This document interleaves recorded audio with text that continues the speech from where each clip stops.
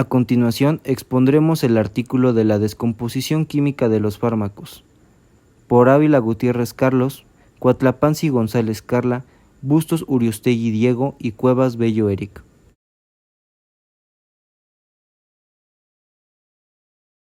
Bueno, el primer método de descomposición química para medicamentos, en este caso será la hidrólisis. Pero bueno, ¿cómo podemos saber si la hidrólisis es viable para medicamentos? En este caso, va a ser viable para los medicamentos que sean susceptibles a este tipo de degradación, como lo puede ser los derivados de los ácidos carboxílicos, y este mismo también, como puede ser el ester, la amida, lactona, lactama, imida o carbonato. Y acá podemos apreciar un ejemplo de la hidrólisis en el ácido acetilsalicílico y cómo reacciona. También podemos apreciar acá la estructura química general de los grupos que mencioné. Bueno, para encontrar la optimización de la formulación de esta hidrólisis es necesario conocer que esta hidrólisis es frecuentemente catalizada por iones de hidrógeno, la cual sería la catálisis de ácido específico, o por iones de hidroxilo de base específica. Pero también puede ser dada por otros ácidos o bases que se encuentran en zonas de amortiguamiento. Y acá podemos apreciar la catálisis ácido-base de manera general de esta reacción y cómo se lleva a cabo. También un método muy habitual para encontrar la optimización de esta reacción es determinar el pH en el que se encuentra la máxima estabilidad a partir de varios experimentos en un rango de valores de pH y formular a partir de este pH. Cabe resaltar que hay muchos más métodos, pero este es el más habitual. Bueno, ya vimos la optimización de la hidrólisis, así que ahora veremos los factores que intervienen y afectan a la hidrólisis, como lo son la alteración en la constante dieléctrica, la adición de disolventes no acuosos, como pueden ser el alcohol, la glicerina o el propilenglicol. Estos reducen la hidrólisis. También el uso de aditivos como citratos, dextrosa y sorbitoles de vía común sirven para la degradación de fármacos, al igual que el glucanato. Estos aumentan la estabilidad. También la solubilización de un fármaco por tensoactivos protege de la hidrólisis. Un último punto a resaltar es la modificación de la estructura química del fármaco. Y bueno, acá podemos mencionar que modificar de cierta manera la estructura química puede lograr una mayor estabilidad del fármaco, y las modificaciones que podemos meter serían sustituyentes. Y bueno, estos son sugeridos para que tal modificación no reduce la eficacia terapéutica. Esto hace que su efecto sea igual de viable y no tenga problemas en su efecto terapéutico. Como siguiente punto tenemos la oxidación. Bueno, para comenzar, ¿qué es la oxidación? La oxidación quiere decir que va a ser un proceso en donde se van a perder electrones. Y bueno, en esta pérdida, en la mayoría de los casos, va a ser producida por el oxígeno. También van a existir dos tipos de oxidación. La autooxidación, que será de una manera irreversible, en donde está catalizada por la luz, los metales pesados, el calor, los aceites y las grasas. Y como siguiente tipo tenemos a la oxidación normal, y esta solamente será de una manera reversible. Como siguiente punto tenemos los procesos de oxidación. Bueno, vamos a comenzar con la iniciación, en donde puede ser a través de radicales libres, que van a estar formados a partir de compuestos orgánicos que van a estar emitidos por la acción de la luz, el calor o metales de transición, como puede ser el cobre y el hierro.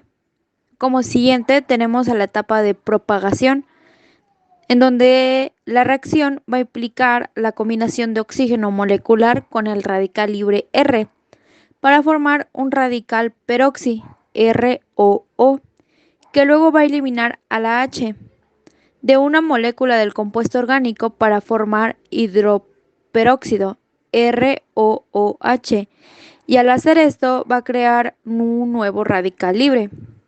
Y bueno, como por último, de la etapa tenemos a la terminación, en donde los peróxidos ROOR y los hidroperóxidos ROOH van a ser fotolábiles y se van a descomponer en hidroxilo HO y de un alcoxilo RO radicales.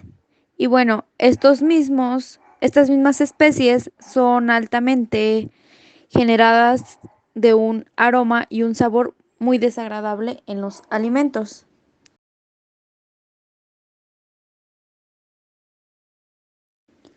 Como siguiente punto tenemos la estabilización contra la oxidación. Y bueno, como pregunta para resolver este ejemplo puede ser: ¿cómo se puede evitar una oxidación? Se puede evitar de una manera en las cuales puede ser con una protección de luz, como por ejemplo muestran en las imágenes, son envases opacos. También tenemos la eliminación de oxígeno, que obviamente tienen que ser completamente cerrados. Y una muy importante sería evitar que estén a temperaturas muy altas o muy bajas.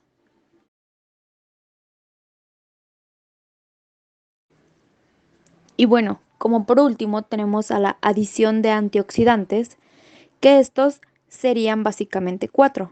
Como principal tenemos a los reductores, que como ejemplo está la tiourea y el ácido ascórbico.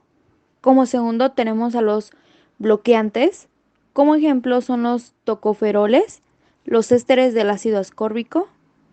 Como tercer lugar tenemos a los sinérgicos, que son el ácido ascórbico, el ácido cítrico. Y como por último tenemos a los quelantes, que van a ser las sales EDTA. Bueno, en el tema de isomerización se hablará lo siguiente. ¿Qué es la isomerización?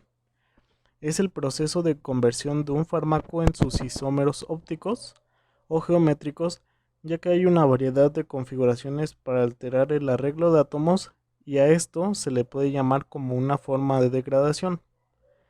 Como aquí tenemos un claro ejemplo del butano pasando a ser dimetilbutano. Con esto se explica que pasa de ser un alcano lineal a un alcano ramificado. Y pues bueno, también ocurre como viene siendo la epimerización, la cual es la que sigue la cinética de una reacción reversible de primer orden. Sin embargo, la tasa de degradación depende del pH, en donde la epimerización máxima ocurre en un pH de 3,2. Como un ejemplo de la epimerización es de las tetraciclinas, en donde que en condiciones ácidas las tetraciclinas se epimerizan en el átomo de carbono 4 para formar una mezcla en equilibrio de tetraciclina y el epímero, bien llamado 4-epitetraciclina. Bueno, aquí tenemos la isomerización catalizada por bases de esteres de cefalosporina, en donde los esteres de cefalosporina se utilizan ampliamente como productos intermedios en la síntesis de cefalosporinas y como profármacos para la administración oral de cefalosporinas parenterales. Estos esteres experimentan una isomerización catalizada por una base reversible de acuerdo al ejemplo que tenemos aquí, donde un protón en la posición 2 es abstraído por una base y el carbanión resultante puede reprotonarse en la posición 4, dando una cantidad de -2 de ester. Aquí tenemos la isomerización cis-trans, en donde es la causa de pérdida de potencia de un fármaco si los dos isómeros geométricos tienen actividades terapéuticas diferentes. Como ejemplo tenemos la vitamina A, en donde es enzimáticamente oxidada al aldehído y luego isomerizada para así producir, como bien se sabe, el 11-cis-retinal. En las siguientes diapositivas voy a estarles hablando acerca de la descomposición fotoquímica. ¿Qué es la descomposición fotoquímica? Bueno, esto lo podemos entender como la degradación de una molécula a través de su exposición a radiación UV. Aquí podemos ver una molécula de clorofluorocarburo, la cual presenta 3 átomos de cloro. Después de estar expuesta a radiación UV, esta molécula pierde un radical de cloro, desencadenando en una cadena de reacciones. Esto es la descomposición fotoquímica de una molécula. Algunos fármacos, como lo son los tranquilizantes de fenotiazina, la hidrocortisona, la prednisolona, la riboflavina, el ácido ascórbico y el ácido fólico, se degradan cuando se exponen a la luz. Así, existen muchos más tipos de fármacos, los cuales también presentan una degradación o modificación en su estructura al ser expuestos a radiación UV. En el siguiente esquema podemos apreciar la fotodegradación del ketoprofeno. En la primera degradación podemos apreciar cómo se pierde el enlace con el ácido carboxílico, así como también se pierde un metil. En la segunda degradación podemos apreciar cómo el enlace presentado por el oxígeno, el cual es un doble enlace, se separa, únicamente quedándose con un hidrógeno y el otro hidrógeno separándose del mismo. Así como pudimos apreciar, la degradación no únicamente es de manera reductiva, también puede ser expansiva. Aquí lo podemos apreciar de manera más clara en la reacción número 3, en la cual el ácido carboxílico se expande en la molécula creando una cadena mucho más larga. Otro ejemplo de una descomposición fotoquímica puede ser la siguiente cadena, la cual pierde un electrón después de ser expuesta a radiación UV.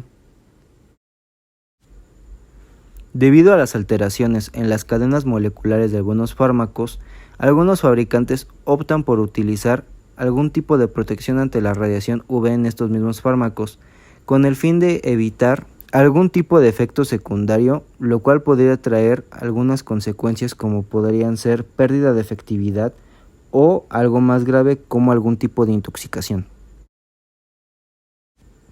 Entre los tipos de protección ante radiación UV en fármacos están presentes la oxibenzona, el cual es un tipo de formulación que permite la filtración de la luz UV a través de las paredes del frasco, evitando la contaminación por luz UV en el fármaco. También algunos fabricantes optan por la utilización de frascos con alta reflexión de rayos UV, lo cual permite prácticamente cero exposición a la radiación UV en el fármaco. Lo más común de ver en la industria es los frascos color ámbar, los cuales filtran la radiación UV, permitiendo así que el reactivo o el fármaco estén mucho más seguros dentro de ellos. Para terminar nuestra presentación, hablaremos sobre la polimerización. Y bueno, este es el proceso por el cual dos o más moléculas de un fármaco idénticas se combinan para formar una molécula mucho más compleja. Y esto nos lleva a una pregunta: ¿para qué sirve esta reacción de polimerización? Y bueno, esta ha demostrado que cuando se produce durante el almacenamiento de soluciones acuosas concentradas de amilopeptinas como la pelidazónico, el reactivo beta, el enlace lactámico de una molécula de ampicilina se abre por reacción con la cadena lateral de una segunda molécula de ampicilina y se forma un dímero. Y bueno, formado, este proceso puede continuar para formar polímeros superiores. Y bueno, esto ha demostrado que estas sustancias poliméricas son altamente antigénicas en animales y bueno, podemos considerar que desempeñan un papel en la provocación de reacciones alérgicas a la ampicilina, específicamente de penicilio, en humanos.